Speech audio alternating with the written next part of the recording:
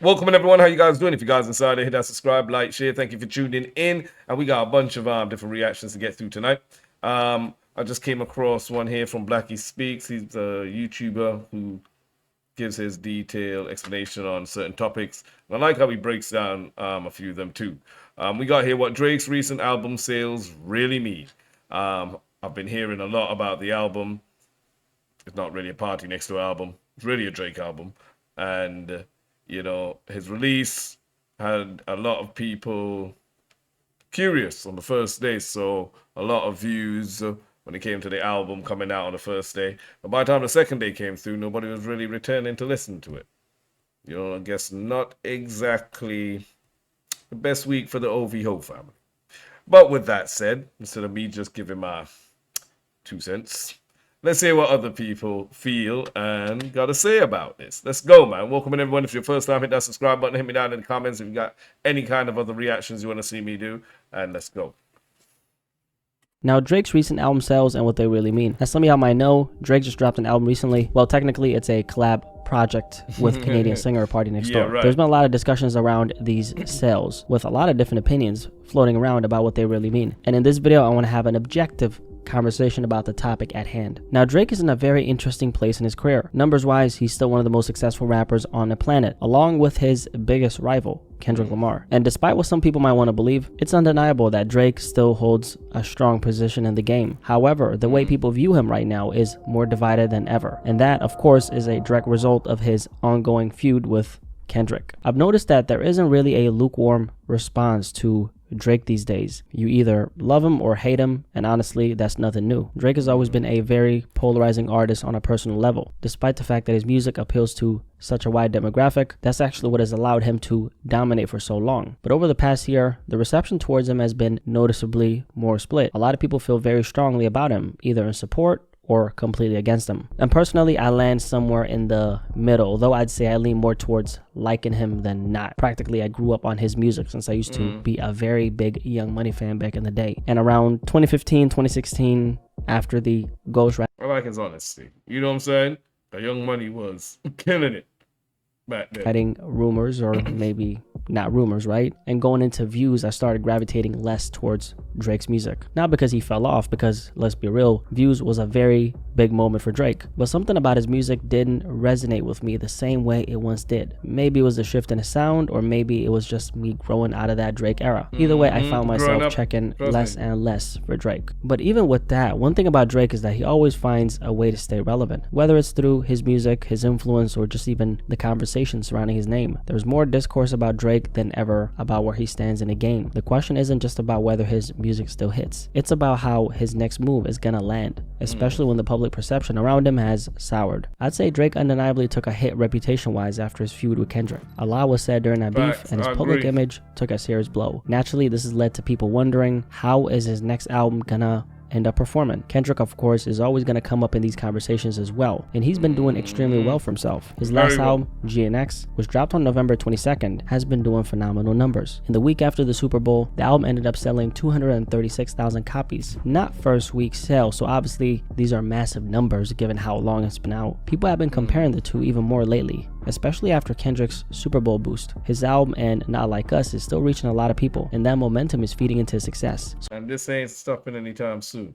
So for all you stands out there who be writing up and coming up with all your different reasons and excuses why you think this album and Drake has won,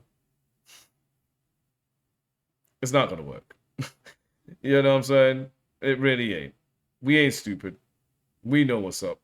Let's go. So naturally, the question has been, what about Drake though? You know, that's the $1,000,000 question. Drake recently dropped a collab project with Party Next Door, which has been the talk of the town. The project, titled Some Sexy Songs for You, is without a doubt a record for the women. As a matter of fact, the album was released on Valentine's Day, which is basically International Loverboy Day at this point, right? And that's a fitting marketing move for Drake considering his music and, you know, his brand. Party Next Door, as most people know, is an artist who's always thrived in that smooth, atmospheric R&B space. So when you really think about it, the way they dropped this project makes a lot of sense. Sonically, it delivers exactly what you would expect from a Party Next Door and Drake collab album. They've always had great chemistry, and that shows here. The music itself isn't that bad at all. There are definitely some really enjoyable tracks on here, and if you're a fan of their past work together, you'll probably find something to like. Now, but what we've learned to realize is a lot of those songs here that Drake came out with, Party Next Door wrote all of them.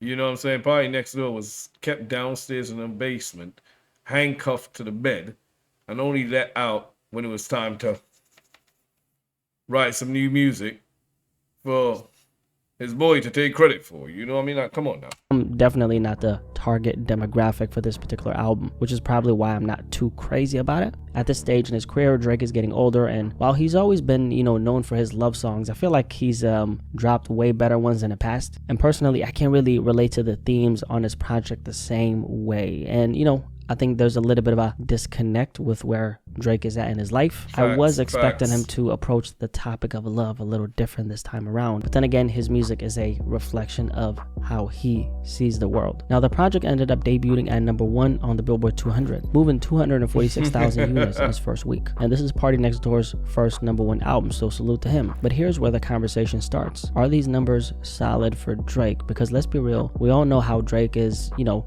he's a numbers guy, right? So whenever he drops, his numbers are always going to be in the conversation. Back in 2016 with Views, Drake was dominating everything. Most streams, most digital sales, biggest album of the year. That album alone did over 1 million in total first week volume and set an all-time streaming record with 245 million plays in its debut. So when you compare that to his latest performance, it naturally raises the question, is this a decline or is it just a shift in how people consume his music? Now let's talk numbers. Drake's last collab project, Her Loss with 21 Savage, did 404,000 in first week sales back in 2022. And then his last solo album, For All the Dogs, that album pulled 402,000 in first week sales, almost identical numbers. You know, naturally people are very split on what this means for Drake. Some people feel like Drake should be doing way more because of who he is, while his fans, they see this as a W, celebrating the consistency. And one of the biggest talking points is, of course, the Kendrick comparisons, because like we mentioned earlier, Kendrick dropped. As much as I can say what I want about Drizzy, I will never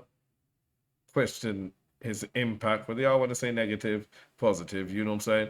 Like his impact on what he's brought into the game. And I shouldn't really say it for hip hop, you know, more would like to say rap, because rap is more considered commercialized, you know what I'm saying? But Drake had a 10-15 year run and nobody was really took him out apart from Pusha T. Now I'm going to have to go and react to some Joe Budden. Everybody been telling me to go back and check the Joe Budden diss with against Drake back in the day. That Joe Budden really is the one who wrote the blueprint. So I'm gonna, y'all let me know in the comment section if y'all see me react to that Joe Budden one when he's going at Drake.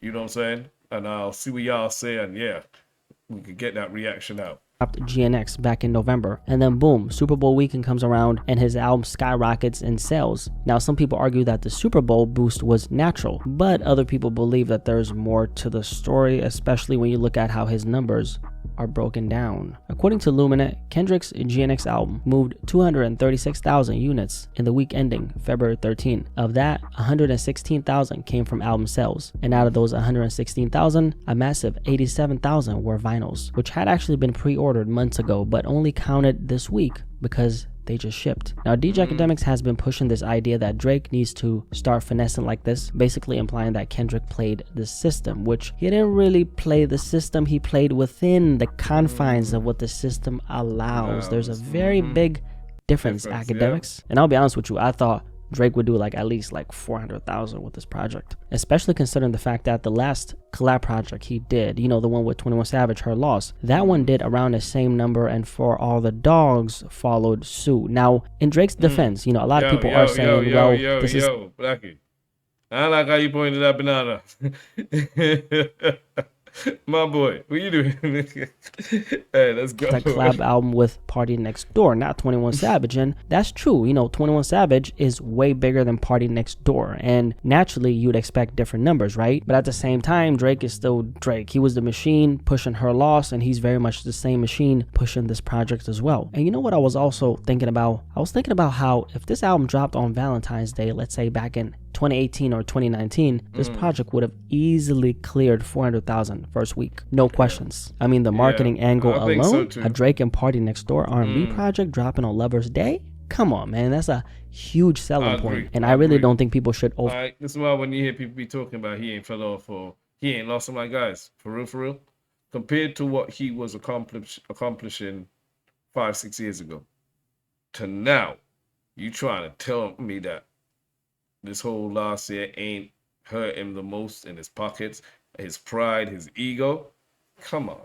Overlook that because I think that's one of the biggest factors at play here. There's definitely a conversation to be had about the shift in Drake's audience over time. This project, for example, was clearly made for the women. I mean, Some Sexy Songs for You, that makes it pretty obvious. And albums with this type of target demographic don't always explode in their first week sales, but they tend to age extremely well and perform better over time, especially in comparison to more rap-focused records. And a big part of that comes down to consumer behavior. Women as a whole, they tend to be better long-term consumers when it comes to music. They'll listen to something today and still have that on repeat months later, right? Meanwhile, men were more likely to jump on an album early, run through it, and then move on to the next thing. That difference in engagement can have a major impact on how an album's success plays out over time. Obviously, the bigger the moment, the bigger the longevity an album is going to have in the long run. When you look at Drake's older music, who's still keeping those records alive, it's obviously women, mainly. A lot of his biggest hits, especially the ones that have stood the test of time, are the R&B driven, emotionally charged records that resonate more with women than men. Those are the songs still getting played years later, still showing up on playlists, still getting streamed consistently. And that's why a project like Some Sexy Songs for You could end up aging better than people think. It might have not exploded out the gate, but over time, it could quietly rack up major numbers just because of the way his audience engages with this type of music. Also on top of this, and this is more of a theory that I have that can't really be, proven objectively, but I was having this conversation with my brother Muaz. Shout out to my guy. I think Drake low-key dropped this album just to kind of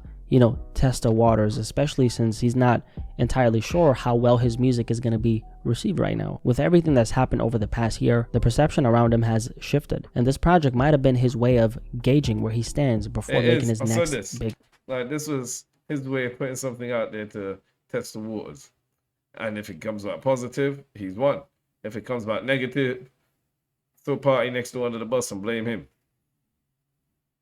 That's what he do. Move. Drake is a guy who's always had his finger on the pulse of the industry. He's built his career on adapting to trends, keeping up with the new wave of artists, and making sure he stays ahead of the curve. For this particular project, a collab album, Party Next Door, that's actually been in the works for quite some time. He accomplishes two different things. One, he's testing the waters, and two, he's doing it through someone he trusts. Party has been one of the most loyal people to Drake, especially during his feud with Kendrick Lamar. According to Drake himself, P&D stuck with him while a lot of people in the industry distanced themselves from him over the last 10 months. So it makes sense that Drake would want to, keep his real friends close, especially when he's felt the impact of people switching up on him. No friends in the industry. Well, now, you probably better get a good little payoff, man. Sure. I'm not gonna throw a pity party for Drake here. He's worth hundreds of millions, so he's good, okay? But this past year has been very rough for Drake, right? He's been accused of all kinds of things. He's had his name dragged through the mud, and I'm sure, he's had to sit with all that because no matter how much money you have, you can't completely isolate yourself from public perception, and you can't really isolate yourself from a guy screaming that you're a In a lot of ways, this has been the worst year of his career. At the height of his success, here comes Kendrick and says all these things, right? And even though I don't think Drake lost a bigger war per se, because he's still an undeniable icon in the industry, he did lose a battle that had a real impact on how people view him. So when you really think about it, this project wasn't just a casual drop. I think Drake strategically released this album to test the market, to see where he stands, to keep his foot in the industry, and to remind people that he's still here. And also, dropping this project allows Drake to refocus on his core audience, women, because a lot Yeah. of this beef talk, let's just keep it real, most women don't care, okay? They don't give two shits about this, unless we're Facts, talking about the facts. purists. The average female listener isn't sitting around Yo, dissecting that's cold work right here, Black Eagle. Put up that. This is cold work. diss tracks. Women are a huge reason why Drake is Hey. where he's at today. They've been supporting him since day one, and they're not as invested in the rap battle narratives the way hardcore hip-hop fans are. And when I say that, I'm talking about the casual listener, not the people on Twitter with the Twitter fingers, because those are not casual listeners. We're talking about the people who stream his music, add his songs to their playlist, and keep his catalog in rotation long after the drama fades. And Drake is sending a message to his core audience. He's telling them, hey, I still got you, okay? And here's an album to enjoy while you tune out all the noise surrounding my name in the industry right now. And honestly, I think that was a genius move. He couldn't have played it any better, because dropping a solo album right now would be a disaster for Drake if you facts. ask me. Whether people want to No, real talking. Dropping solo, they're crucifying. You know what I'm saying? But then now, you kind of threw your boy under the bus whilst doing it, just to get a feel for what's out there. You know what I mean? admit it or not, who's having a moment right now? The guy he beefed with, Kendrick Lamar. People are still Say celebrating Drake. Kendrick right now, and Kendrick is still in the focal point of this conversation, still riding the wave of his Super Bowl boost, and still the artist everyone's talking about. So there was no way that Drake was gonna fuck around and drop a solo project and try to compete in the middle of all this. He'd be setting himself up for absolutely no reason. Drake fans might hear this and say, nonsense, Drake is always gonna come out on top. Well, that's the case. How come he didn't come out on top against Kendrick, right? Because he's not bulletproof. If you actually know Drake, you should know that Drake is one of the most calculated artists in the music He is, industry, though. right? The guy He is, though. is very aware of what's going on around him, and he's also very aware of his strengths, but most importantly of all, of his weaknesses. And that's literally all he's been discussing for the entire Especially every man's kind of. Not every man, but majority's weakness, an important female in their life. And that's where he goes. He takes a low blow. entirety of his career if you peel the layers of the onion and actually listen to what he says in his music. Drake knows that he can't compete right now if he drops an album. Would he sell? Absolutely, but the album would still be connected to the discourse surrounding his Yep, name, facts. which isn't something that he wants, because when Drake drops, he always tries to sell the listener an era. Thank Me Later was an era. Take Care was an era. Nothing Was the Same was an era. Right now, we're still in the era of Drake versus Kendrick, but soon, give it like all this blows over, Drake Yeah, man. I won't stop that there, though. The Blackie Speaks. Make sure to go check him out, see his other content, subscribe to his channel. And while you're there doing that, you can subscribe to mine as well, too.